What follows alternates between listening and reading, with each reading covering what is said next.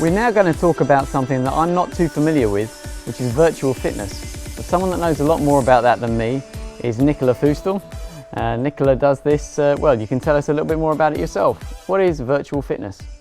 So basically virtual fitness is any fitness class out there but without a real instructor. So without having to, if you haven't got the time to go to a gym, maybe in a 24-hour gym, or even at home, you can make the most and benefit from having a fitness class without having to go there. Right. You know, at any time of the day.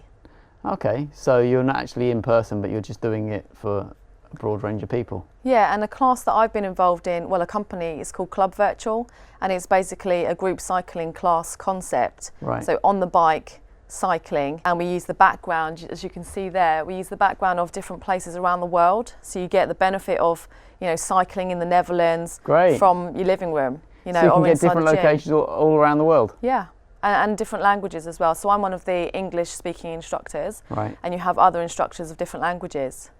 Great. So is it a big thing? Is it growing, do you think? I do think virtual classes are growing, yeah. I mean, cycling is just one of them. There's many classes that you can do in virtual style. So There's what else lots of different companies out there. So for example, aerobics, step routines, dance, there's so many out there. But you just specialise in cycling, I mean, I just do the cycling one for Club Virtual, yeah, but there are others out there. Great, so it sounds like it's really, I mean, it sounds like it's something for the future anyway, because people's times are limited these days. Exactly. And they can't necessarily get out and about, so it sounds like it's I really don't think it will take the place of a real instructor. It'll always be nicer to go to a class where you get that instructor, right. You know, the atmosphere. The one-on-one kind of relationship. Exactly, and also to correct your technique as well, because they can't see what you're doing at home, obviously.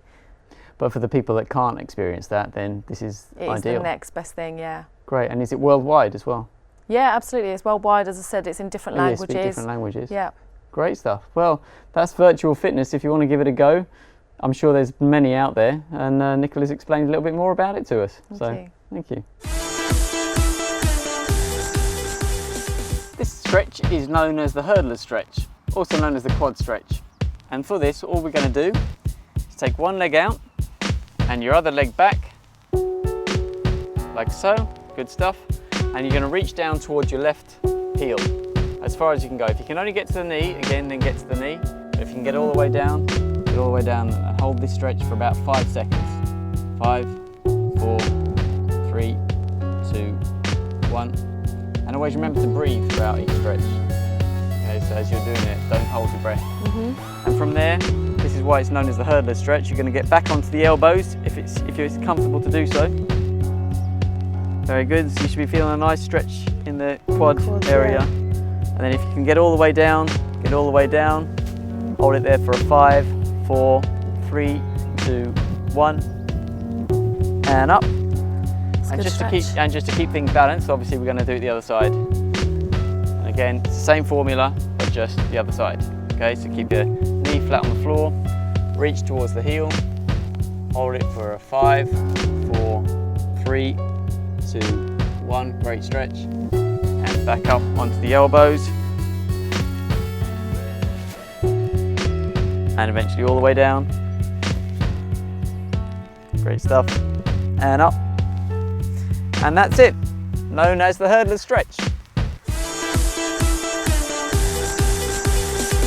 Two of the questions I get asked most often are, well, firstly, Chris, you go to the gym a lot. I want to do similar exercises to you, but I don't really want to go to a gym. Can I do exercises like you do, but do them at home, and I haven't got any special equipment?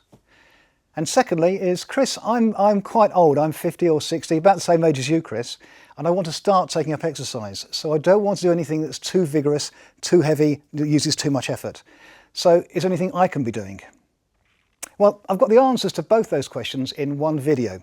I went into my garden with a camera and recorded some exercises involving my friends Mike and Yvette, showing exercises that they can do and that you can do at any age while at home using just things you find around the house.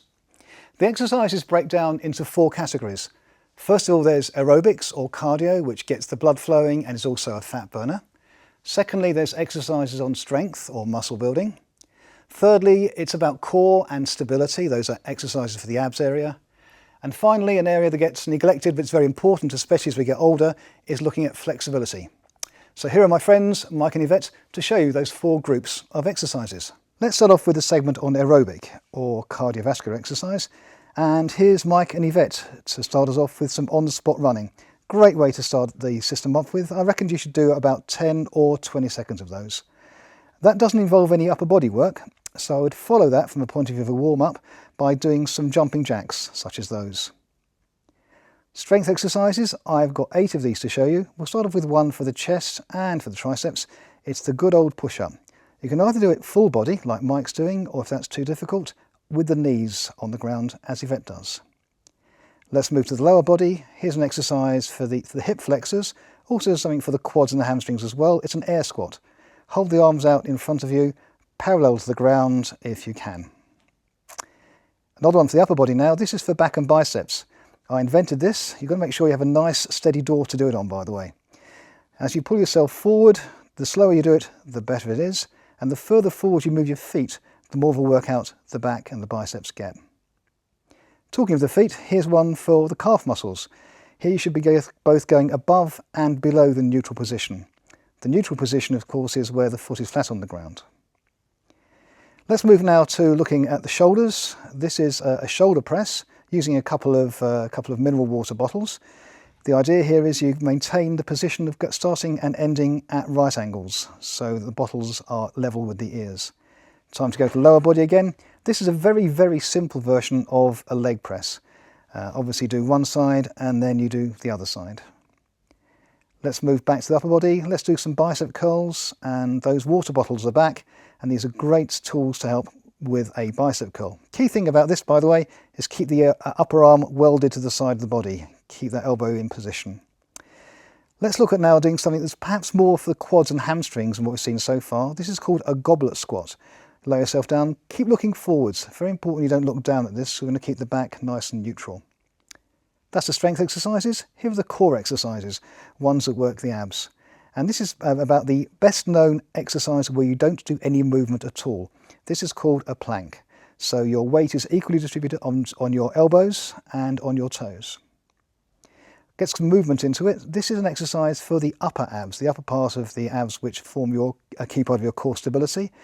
Arms are coming out in front of you and you're lowering yourself down just a little way. Don't go down so far as the back touches the ground. Here's another exercise for the core or the midsection. This is called a Russian twist. One of the key points about this exercise is obviously as you go one way, go the other way. Ideally you can move your head the way that both Mike and Yvette are doing. Some people prefer to do it by looking forwards. I haven't spotted there's much difference. Final exercise for the abs is for the lower abs, and this is where the knees come towards the chest. You hold on to the front edge of the bench for stability, but you're using your abs to contract those knees up towards the chest. Finally, we move into the area of flexibility, and these are very much static exercises, not much movement going on here. This is a quad stretch. You're kneeling down. If you can kneel down further, the better that is. Another stretch for the lower body is a hamstring stretch. Try to touch your toes, basically in this position. Obviously, bending your knees is not allowed and definitely cheating. A third and final stretch for the lower body is a calf stretch. When you're in this position, you're stretching the leg that's sticking out further behind you, and try to make sure that leg is held nice and firm. A couple of stretches now for the upper body, for the triceps and the chest. Both of these are one side only, so obviously once you've done it for one side, you should do it for the other side as well. So the arm across in that stretch. In this one, the arm is up and over and down the vertebrae. You're walking your fingers down the vertebrae. Finally, something for the rotator cuffs. Lie flat on the floor with your hands lying on the floor behind your head. Mike can do this. Yvette doesn't quite have the flexibility yet to get her knuckles and the backs of her hands flat on the floor. So on a day that you're not doing your weight-bearing exercises, go for a run. And here are Mike and Yvette doing some hill sprints.